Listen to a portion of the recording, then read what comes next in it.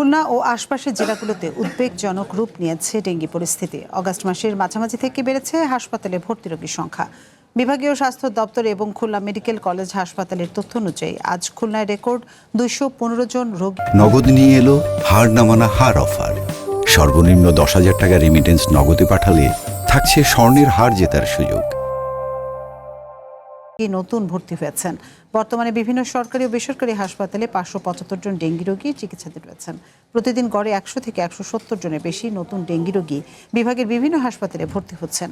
জানুয়ারি থেকে এ পর্যন্ত বিভাগে মোট আক্রান্তের সংখ্যা 4,604 জন। এ পর্যন্ত ডেঙ্গিতে মৃত্যু হয়েছে 16 জনের।